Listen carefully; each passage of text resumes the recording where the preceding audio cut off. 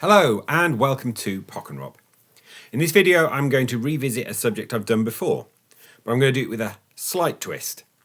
I've already ranked all of the Beatles singles. However, as you probably know, there has been an addition to their canon of singles within the last week or so, and that is Now and Then. I'm therefore going to re-rank all 25 of the Beatles singles, but with a slight difference to last time. Last time I just took the A-side, or in the case of the double A-sides, what was officially listed as the single. I'm going to take into account the B-side as well, the whole single, and it makes some difference to my rankings. Before I go in and do that, I'd remind you to subscribe if you've not already done so, to hit the thumbs up to like the video and the bell to receive notifications of future content. I would also urge you to share the channel with other people that you might think might be interested. We are nudging towards the 100 subscribers. It would be great if we do that before the year is out. So let's dive in with track number 25. And 25 on my list is All You Need Is Love, coupled with Baby You're a Rich Man. In my previous video, I made it clear that I really don't like All You Need Is Love that much. But Baby You're a Rich Man, I can't stand. It's the reason why I've got the Yellow Submarine soundtrack on display here, is because that's the opening track on side 2. Side 1 is therefore better than side 2 of the song track.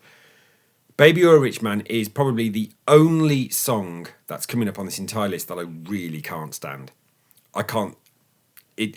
I've never particularly liked it, and as time has gone on as a Beatles fan for the last 30 years, I've grown less and less fond of this song. All You Need Is Love, Baby You're a Rich Man, number 25. I know plenty will disagree. Number 24, I've placed Real Love. It's exactly the same position as it was before, number 24. It just happens that we're now on a 25 list. Real Love is not a great song, but it's fine. But I do quite like the fact that the B-side is Babies in Black live. Now, I think Babies in Black is an absolutely gorgeous track. One of the best things on Beatles for Sale.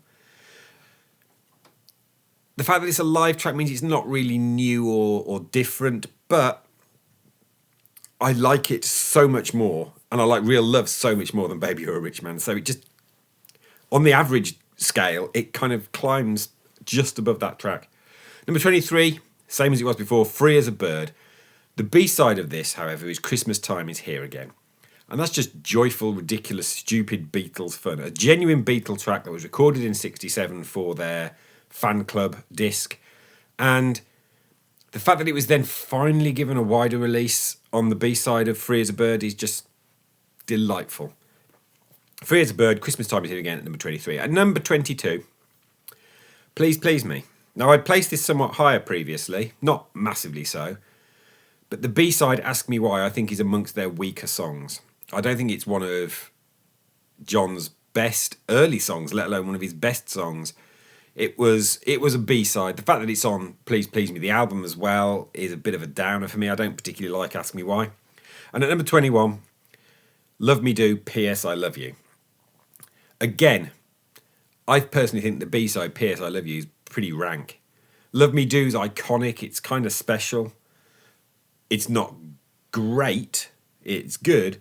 But P.S. I Love You, again, pulls Love Me Do that little bit down. And number 20, I have contributed to its achievement of being the number 1 single in the UK, their 18th. Yes! Now and Then. I like Now and Then. I think it's probably the best of the reunion singles. I understand why George thought it was rubbish, mainly because of that 60 cycle tape hum, but the miracle that they've pulled off with the technology developed by Peter Jackson makes this a really enjoyable single. And there's something else I really like about the fact that it's now that it's the Beatles' 18th number 1, it means that their last UK number 1 is no longer the Ballad of John and Yoko. That said, Ballad of John and Yoko is still to come, as you can probably gather. Now and Then, coupled with Love Me Do, which, interestingly, I put Love Me Do itself just one place lower, shows that I do like that song a lot, and I think Now and Then and Love Me Do, it's a miracle it exists. How happy are we, Beatles fans? Now and Then, number 20. Number 19, I've placed From Me to You, coupled with Thank You Girl. Thank You Girl is fun, but it is fluff. Pure B-sideable fluff. Wouldn't have enhanced an album by being on it. And number 18, I'm quite surprised I've placed this as low as I have, is I Feel Fine and She's a Woman. And go back and watch my original ranking. I'd urge you to do that anyway. To see that what I say about I Feel Fine, that I think it sounds tired. I don't think that about the B-side. I think She's a Woman is a terrific B-side. However, the fact that I don't like I Feel Fine kind of dragged it down. She's a Woman would have been really good on Beatles for Sale and would have been a standout track. I guess actually so would I Feel Fine, because Beatles for Sale is just a tired record. But it's where I placed it, number 18. And number 17, the biggest beneficiary of me re-ranking this list is Ballad of John and Yoko, Old Brown Shoe. Now, I think Ballad of John and Yoko is comfortably the worst of their singles that reached number 1 as an A-side. I prefer All You Need Is Love over this. But Old Brown Shoe is just brilliant. I think it's fantastic. It's one of the great, almost lost, buried Beatles songs. It's a George song. If you'd have flipped that single and had Old Brown Shoe as the number A-side and Ballad of John and Yoko tucked away on the B-side, I would have been so much happier. I think Ballad of John and Yoko, it's so shoegazing, or navel gazing of John to be writing what he wrote and then say this is a Beatles single. When you then got Old Brown Shoe, which is just a great... Old Brown Shoe pulls it up the list. Number 16, tumbling down from where it was at number 4, because the B-side of this is just so unbelievably odd. It's Let It Be, You Know My Name. Now, Let It Be is a top 5 Beatles song for me. Certainly top 5 single. But You Know My Name, Look at the Number. I don't hate it like I do Baby You're a Rich Man, but I don't put it on. And when you get to listening to it on the Past Masters compilation, I might just stop the CD. Let It Be, You Know My Name, Look Up the Number, number 16. Number 15, it's a pair of can'ts. It's Can't Buy Me Love and You Can't Do That. I like both of the songs. They are Beatlemania. They complement each other rather well. You Can't Do That is a little bit creepy maybe, and coercive or controlling, very John of the time. But it's my number 15. Number 14, Lady Madonna and the Inner Light. So this was the first B-side not to be by Lennon and McCartney. It was written by Harrison. For me, it's in Harrison's, for me personally, slump phase. The songs that he wrote in probably late 66, 67 and into early 68 are things that I don't enjoy at all. And it's the Indian music phase. So we're talking Within You Without You, Only a Northern Song. It's All Too Much, which I know a lot of people admire, but I've just never particularly liked that much. It's just cacophonous to me. Let's not forget, at this point, we've also got Blue Jay Way, which is just a drone. The Inner Light is the best of that bunch. And to me, indicates that he's stepping out of that phase and heading back to what we're going to get on the White Album. Number 13, Yellow Submarine and Eleanor Rigby. Eleanor Rigby will be a 10 out of 10 song. Yellow Submarine maybe a 6 out of 10. Smush them together and you get 8 out of 10 as a whole. And it's about right. It's the Eleanor Rigby, shame about Yellow Sub. Number 12, I Want to Hold Your Hand and This Boy. Now, this has climbed up. I Want to Hold Your Hand, I've got some lovely memories of it with my son.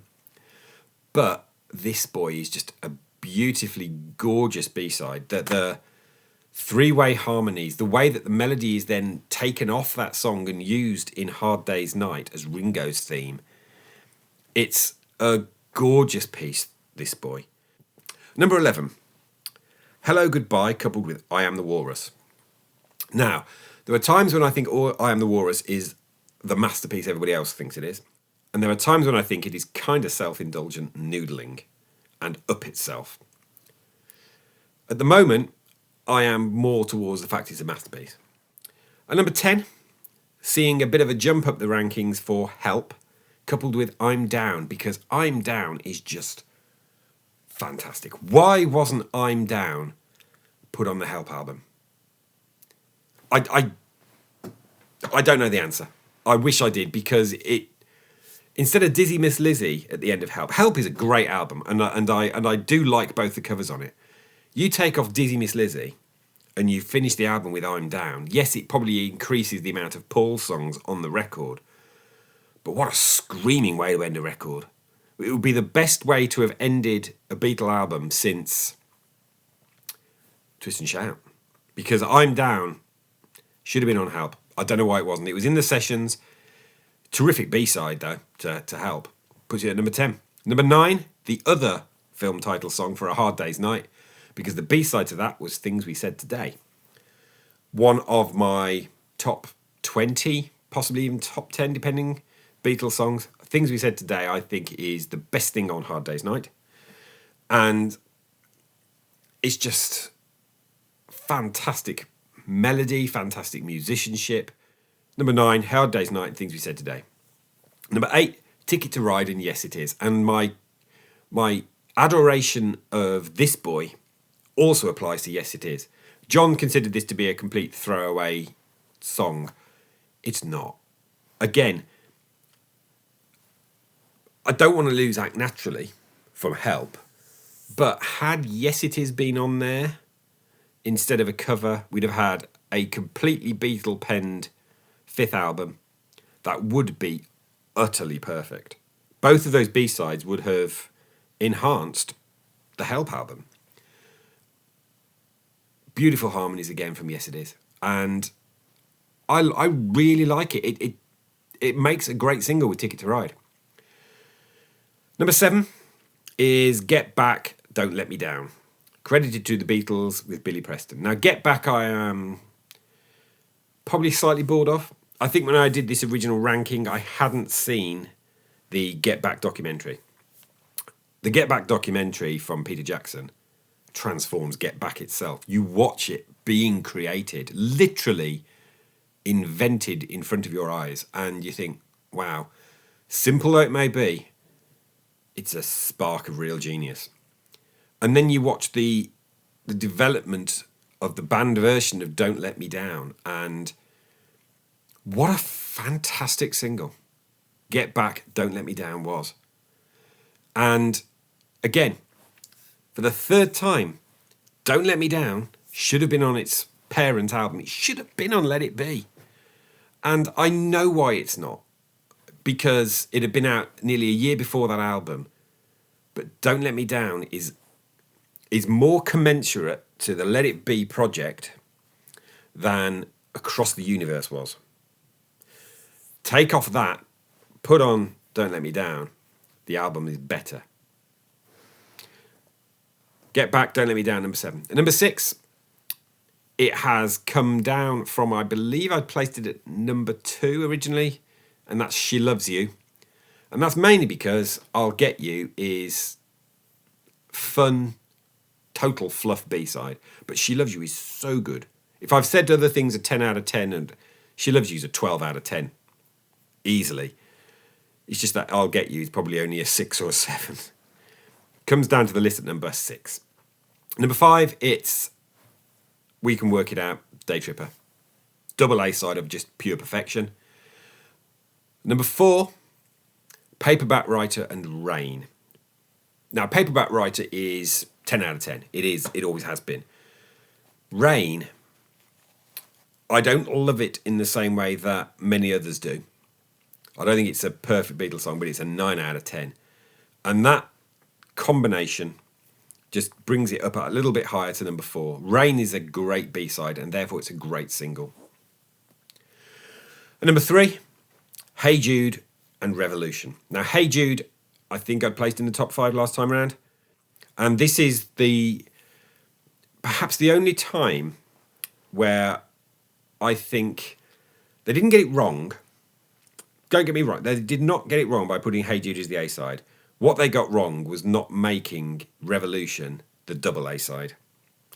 This should have been a double A-side song, because Revolution is just cracking.